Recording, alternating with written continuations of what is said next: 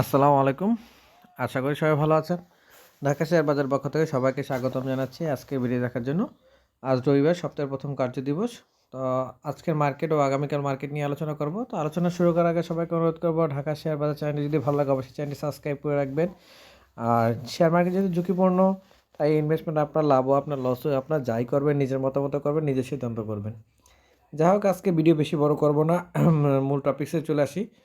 তো মার্কেটে কিন্তু আজকে আমরা যে প্যাটার্নটি দেখলাম মোটামুটি আমাদের কাছে মোটামুটি এতটা ভালো লাগেনি, কারণ মার্কেটটি সাপোর্ট লেভেলটি যেখানে ছিল সেখান থেকে কিন্তু মার্কেট এখনও পরে নেই। তারপরও মার্কেট আগামীকাল সম্পূর্ণ আগামীকালের উপর ডিপেন্ড। আগামীকাল মার্কেট কিন্তু ইউটার্ন নিতে হবে, নাহলে কিন্তু মার্কেটের সিমটম কিন্তু ঘুরে যাবে।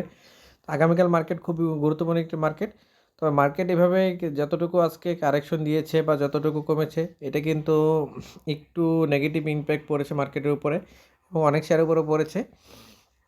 তবে মূল নেগেটিভ ইমপ্যাক্ট হচ্ছে ব্যাংকের ইন্টারেস্ট এবং সঞ্চয়পত্র সুদের হারে ইন্টারেস্ট এগুলি বৃদ্ধি পাওয়ার কারণে মার্কেটে কিন্তু একটু নেগেটিভ ইমপ্যাক্ট পড়েছে, এবং এইটা যদি ওভারকাম করে যদি মার্কেটে আগামীকাল যদি ভালো থাকতে পারে তাহলে অবশ্যই মার্কেট ভালো থাকবে সামনে। তো আশা করি মার্কেট আগামীকাল ভালো হওয়া থাকবে এবং ভালো হবে এরকমই আমরাই আশাই করি, কারণ আমরা সাধারণ বিনিয়োগকারী সবসময় কিন্তু ভালোই আশাই করি। যাই হোক, তারপরও আপনারা মার্কেট নিয়ে আমি যে কথাটাও কেন বলছি, কারণ মার্কেটে যে সিমটা আমরা দেখছি এটা কিন্তু ফুললি কিন্তু আমরা ভালো পজিটিভ সাইড আমি দেখতে পাচ্ছি না। তো অবশ্যই মার্কেটে ইনভেস্টমেন্ট নিয়ে একটু সতর্ক থাকবেন, আইটেম সিলেকশন নিয়ে কিন্তু সতর্ক থাকবেন। যাই হোক, ঢাকা শেয়ার বাজার চ্যানেলটি যারা সাথে ছিলেন, আল্লাহর রহমতে কিন্তু আজকের মার্কেটে কিন্তু অনেক শেয়ার কিন্তু বৃদ্ধি পেয়েছে। তার মধ্যে কিন্তু Nature Tex, first prime, mutual fund এসব শেয়ার কিন্তু আজকে হল্টেড ছিল, এবং আফতাব অটো এটাও কিন্তু ভালো ছিল। ঢাকা শেয়ার বাজার চ্যানেল কিন্তু সবসময় কিন্তু অনেক শেয়ার নিয়ে আলোচনা করে, তো অনেক শেয়ার কিন্তু বৃদ্ধি পেয়ে এবং অনেক কিছু শেয়ার কিন্তু কমে। তবে ওভারঅল কিন্তু ঢাকা শেয়ার বাজার চ্যানেল অনেক শেয়ার কিন্তু আজকে বৃদ্ধি পেয়েছিল এবং হল্টেড হয়েছিল। যাই হোক, আজকে শেয়ার নিয়ে কিন্তু আলোচনা করবো না, আজকে মূল আলোচনা হচ্ছে আমাদের ডেস্ক নিয়ে। ডেক্সের আরএসআই কিন্তু 43, উইলিয়াম হচ্ছে -97। তবে এখানে যে আমরা দেখতে পাচ্ছি এমএসিডি কিন্তু যে প্লাস লাইনে আমরা দেখতে পাচ্ছি সমান সমান, এখানে কিন্তু যদি এমএসিডি যদি আবার নেগেটিভ ইম্প্যাক্টে যদি চলে যায় তাহলে কিন্তু একটু প্রবলেম থাকার সম্ভাবনা রয়েছে। আর বোলেঞ্জারের কথাও যদি বলি আমরা মার্কেটের, তো আমরা এখানে দেখতে পাচ্ছি বোলেঞ্জারও কিন্তু ডাউন ট্রেনের দিকে যাওয়ার একটু চেষ্টা করছে। তো আশা করি মার্কেট আগামীকাল যদি না ঘুরে বা ঘুরলে অবশ্যই ভালো, আর না ঘুরে তাহলে কিন্তু মার্কেটে একটু নেগেটিভ ইমপ্যাক্ট পড়তে পারে।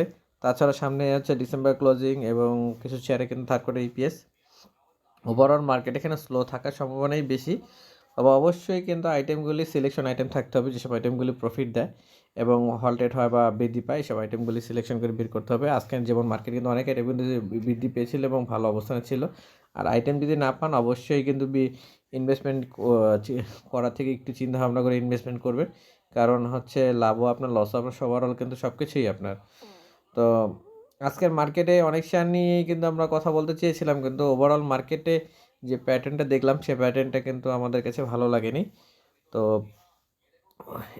এতেই আমরা বুঝতে পারছি যে মার্কেটে যে সাপোর্ট লেভেলটা যে আমরা দেখতে পাচ্ছিলাম এর আগে, সাপোর্ট লেভেলটা আমরা এর আগে সাপোর্ট 5105, তার আগে সাপোর্ট লেভেলটা যদি দেখতে চাই সেখানে 5136, সর্বশেষ এর আগেও যদি সাপোর্ট লেভেল দেখতে চাই 4898।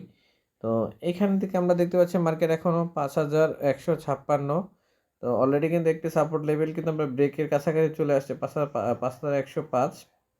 এই সাপোর্ট লেভেলটা কিন্তু ভাঙলে কিন্তু মার্কেট আবার কিন্তু 5000 নিচে আসার সম্ভাবনা রয়েছে। যাই হোক, মার্কেটে নিয়ে এখানে ভয়ের কিছু নেই। যদি ভালো শেয়ার ইনভেস্টমেন্টে থাকেন, সেসব শেয়ার যদি সিলেকশন করে থাকেন তাহলে ইনভেস্টমেন্টে ভয় কিছু নেই। তবে ওভারভ্যালু শেয়ারগুলি থেকে ইনভেস্টমেন্টের থেকে বিরত থাকবেন, এটাই বলি। কারণ হচ্ছে অনেক শেয়ার কিন্তু ওভাররেট চলে গেছে জাঙ্ক শেয়ারের মধ্যে, সেসব শেয়ারে যদি ইনভেস্টমেন্টে বিরত থাকেন তাহলে অবশ্যই একটু সতর্ক থাকতে পারবেন। তো আজকের জন্য এতটুকু, সবাই ভালো থাকবেন, সুস্থ থাকবেন, আর অবশ্যই আমার কথা যদি ভালো লাগে চ্যানেলটি সাবস্ক্রাইব থাকবেন। আসসালামু আলাইকুম।